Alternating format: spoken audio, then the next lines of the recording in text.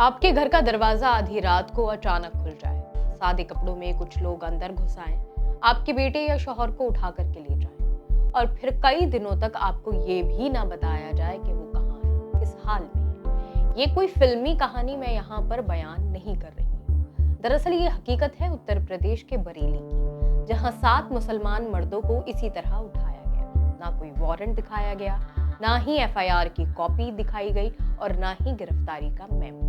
परिवार महीनों भटकता रहा और जब अदालत तक मामला पहुंचा तब सामने आया कि वो लोग पुलिस हिरासत में हैं। जुल्म और धर्मांतरण रैकेट के उन पर इल्जाम लगाए जिसकी बुनियाद ही सवालों के घेरे में है। ये कहानी सिर्फ 7 लोगों की नहीं है, ये कहानी इंसाफ, संविधान और इंसानियत के जंग की है। बरेली के 7 मुसलमान मोहम्मद अब्दुल्ला, मोहम्मद सलमान, मोहम्मद आरिफ, फहीम अंसारी, अब्दुल मजीद, महमूद बेग और आकिल अगस्त महीने में अलग अलग जगहों से उठाए गए। पुलिस के लोग सादे कपड़ों में आते हैं, कभी घर से, कभी दुकान से, कभी कोचिंग सेंटर से इन्हें उठा लिया जाता है।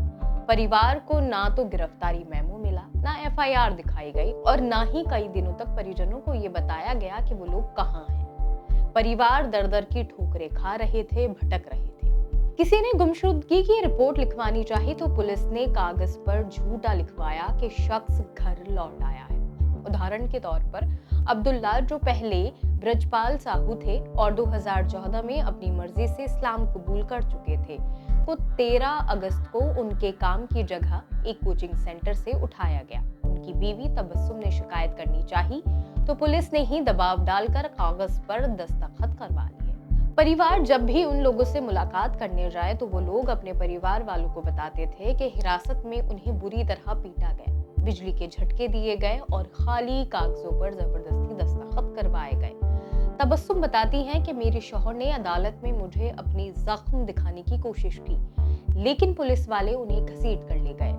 कुछ परिवार वालों से तो दवाइयां तक मंगवाई गई, जिससे अंदाजा लगाया जा सकता है कि हिरासत में हालात कितने बिगड़ चुके थे। सलमान को उनके घर से रात में उठाया गया, उनकी बीवी और बेटियां रोती रह गई।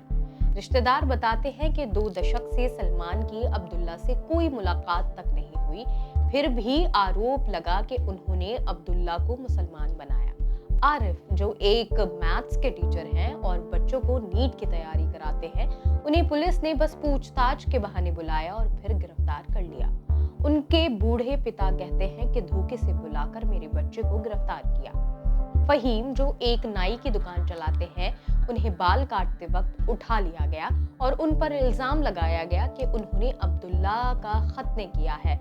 उनका दोस्त सलमान कहता है कि फहीम अनपढ़ है, कुरान पढ़ना भी नहीं जानता, तो वो किसी को कैसे मुसलमान बनाएगा। महमूद बेग की बीवी परवीन अख्तर बताती हैं कि उनके शौहर को आधी रात 11 लोग उठा ले गए, उनके बेटे को बंदूक दिखाकर धमकाया, बाद में 1 लाख रुपए मांगे गए। वो कहती हैं, मेरे शौहर शुगर के मरीज हैं, दवा तक नहीं दी जा रही है, मुझे डर है कि मार डालेंगे और झूठा केस लगा देंगे। जब परिवार ने हेबियस कॉर्पस यानी कि गैर कानूनी हिरासत से रिहाई की याचिकाएं लगाईं, तो मामला इलाहाबाद हाई कोर्ट पहुंचा। जजों ने कहा, अगर इल्जाम सही है तो ये आर्टिकल 21 यानी जीवन और व्यक्तिगत आजादी के अधिकार का गंभीर उल्लंघन है। कोर्ट ने एडीजी, आईजी और एसएसपी बरेली तक को तलब किया और आदेश दिया कि सभी 7 को 8 दिसंबर को अदालत में पेश किया जाए। अदालत ने साफ कहा कि गैरकानूनी हिरासत और पुलिस जुल्म गंभीर अपराध है और इसके लिए जवाबदेही तय होगी। ह्यूमन राइट एक्टिविस्ट और वकील बार बार कहते रहे कि उत्तर प्रदेश में ऐसे मामले अक्सर देखे जाते रहे हैं। जब भी कोई धर्मांतरण रैकेट का ऐलान होता है तो गिरफ्तारियां बिना प्रक्रिया और पारदर्शिता के होती हैं। 2017 के बाद से दर्जनों केस में यही पैटर्न नजर आया है। मुस्लिम मर्दों को उठाना, पीटना और फिर उन पर दबाव बनाना कि कबूल करो, तुमने लोगों को मुसलमान बनाया है। कई बार तो अदालतों में पेश करने से पहले ही पुलिस दबाव डालकर घर वापसी की कहानी लिख देती है। जैसे इस केस में अब्दुल्ला को भी मजबूर किया गया कि वो दोबारा हिंदू धर्म अपनाए और पुलिस के पक्ष में बयान दे। ये केस सिर्फ 7 लोगों का मामला नहीं है, ये संविधान, कानून और इंसाफ की बुनियाद को चुनौती देने वाली कहानी है।